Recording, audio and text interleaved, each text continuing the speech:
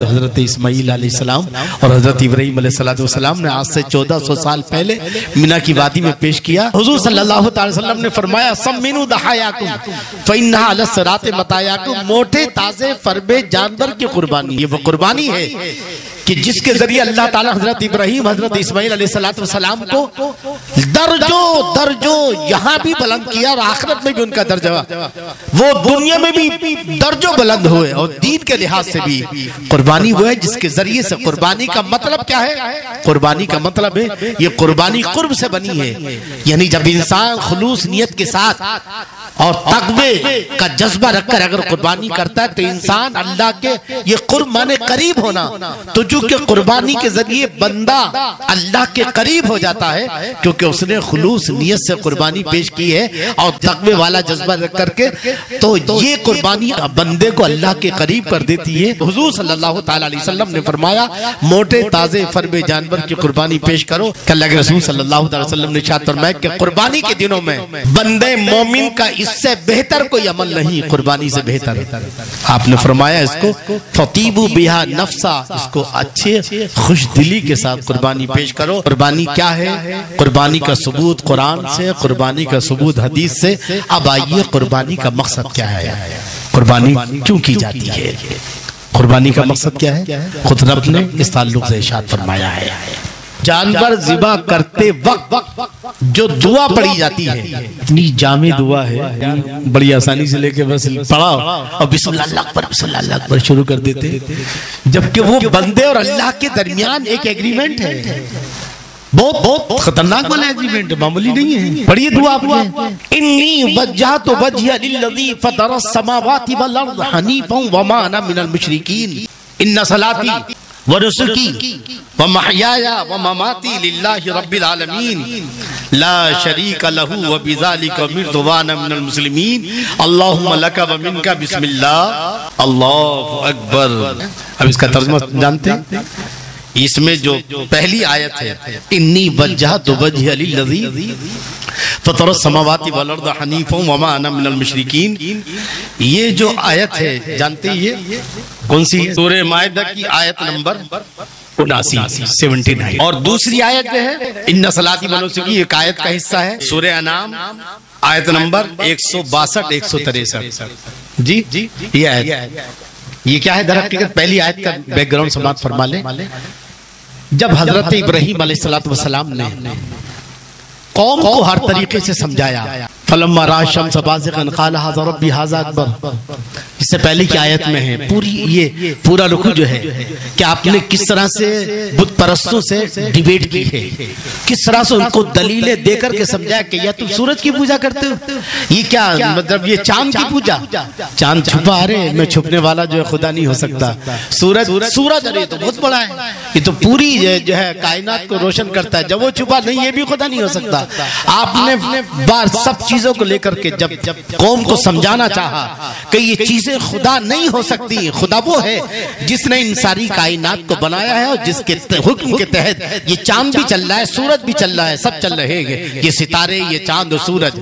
جب قوم نہیں مانی تو آپ نے اس وقت پوری قوم سے آپ نے تنہائی اختیار کی، کہا کہ جب نہیں مانتے تو پھر تم جانو، کشی اختیار کی، اور اس وقت آپ نے کیا فرمایا انی وجہت وجہی للذی فطر السماوات والارض، میں اپنے اس رب کی طرف مکمل متوجہ ہوا۔ اور آگے دعا بھی وہی ہے، حضرت ابراہیم کی طرح قربانی قبول فرما اللہم تقبل منی کما تقبلتا، میں اس کا ترجمہ بتاتا ہوں۔ بہرحال تو انی وجہت وجہ الذی فطر السماوات والارض حنیفا وما انا من المشرکین، حضرت ابراہیم نے اپنی قوم سے کہا میں اپنے اس رب کی طرف مکمل متوجہ ہوا، وہ جس نے زمین و آسمان کو پیدا فرمایا ہے، جس نے فطر السماوات والارض حنیفا، میں حنیفہ کے معنی آتے، حنیف کے معنی آتے یکسو ہو کر کے، میں سب سے رشتہ ناتا کاٹ کر اس رب کی طرف متوجہ ہو جس نے زمین و آسمان کو پیدا کیا. وما انا من المشرکین، اور میں رب کی محبت میں کسی کو شامل کرنے والا نہیں ہوں، رب کی عبادت میں کسی کو شامل کرنے والا نہیں ہوں، رب کی طرف متوجہ ہونے میں کسی کو شامل کرنے والا نہیں ہوں. وما انا من المشرکین، کہ میں مشرکین میں سے نہیں ہوں، یعنی میں شرک کرنے والا نہیں ہوں، میں رب کی عبادت میں کسی کو شریک ٹھہرانے والا نہیں ہوں، میں رب کی محبت میں کسی کو شریک ٹھہرانے والا نہیں ہوں. آگے جو ہے کیا کہا گیا؟ ان صلاتی، یہ سورہ مائدہ کی آیت نمبر 162 اور 63 قل ہے، میرے نبی کہہ دو ان صلاتی، بے شک میری نماز، و نسکی، اور میری قربانی، و محیایا، اور میری زندگی، و مماتی، اور میری موت، للہ، اللہ ہی کے لیے ہے، لا شریک لہو، میں اس میں شریک کرنے والا نہیں ہوں. وَبِذَالِكَ أُمِرْتُ، مجھے اس کام کا حکم دیا گیا ہے. وَأَنَا مِنَ الْمُسْلِمِينَ، اور میں مسلمان میں سے ہوں. یعنی مسلمان اسے کہتے ہیں کہ جب اللہ جس کام کا حکم دے اس کو بجا لائے، اسی کا نام تو مسلمان ہے. کیا کہا گیا؟ وَبِذَالِكَ أُمِرْتُ، اور مجھے اس کام کا حکم دیا گیا ہے. وَأَنَا مِنَ الْمُسْلِمِينَ، اور میں مسلمان میں سے ہوں. یعنی اس کے بعد پھر کیا کہا گیا؟ اللہم لکا، اے اللہ یہ تیرے لیے ہے، تجھ کو راضی کرنے کے لیے ہے، ومن کا، اور تو نے حکم دیا ہے. اس کے بعد ہم کہتے ہیں بسم اللہ اللہ اکبر. جانور کی گردن پر چھری چلانے سے پہلے آجا ادھر، پہلے تیرے میرے درمیان ایک ایگریمنٹ ہو جائے گا. اگر تو نے اس ایگریمنٹ کے خلاف کیا تو جانور کے گلے پر تو ایک بار چھری چلے گی، مگر جہنم میں چھری نہیں، آرے چلیں گے، جس سے جسم کٹے گا. اور جسم کتنا بڑا ہو جائے گا جہنمیوں کا؟ پہاڑ کے برابر جہنم کی ایک ڈاڑ یعنی دانت ہوگی. اب جسم کتنا بڑا ہوگا؟ تو اس جسم پر آرے چلیں گے. تو اس سے پہلے کہ آرے چلیں تو اس ایگریمنٹ کو اچھے سے پڑھ لے. سوچیے آپ یہ کتنا، یہ صرف دعا ہی نہیں ہے بلکہ یہ ایک ایگریمنٹ ہے. اب اس میں مقصد پتا چل گیا. کیا مقصد ہے؟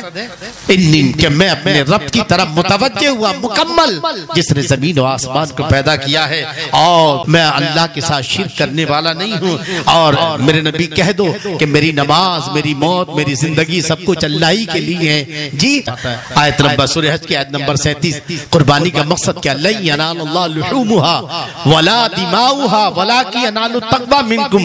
اللہ کی بارگاہ میں تمہاری قربانیوں کا نہ تو گوشت پہنچتا ہے نہ ہی خون پہنچتا ہے. تو پھر کیا چیز پہنچتی ہے؟ آگے وضاحت کر دی گئی. وَلَٰكِن يَنَالُ التَّقْوَىٰ مِنْكُمْ، تم جس جذبہ جانثاری اور جس جذبہ فداکاری کے ساتھ تم قربانی پیش کرو گے، وہ جذبہ اللہ کی بارگاہ میں پہنچتا ہے. وہ جذبہ جانثاری اور فداکاری جو ہے اللہ کی بارگاہ میں پہنچتا ہے. پتہ یہ چلا کہ اس قربانی کا مقصد کیا ہے؟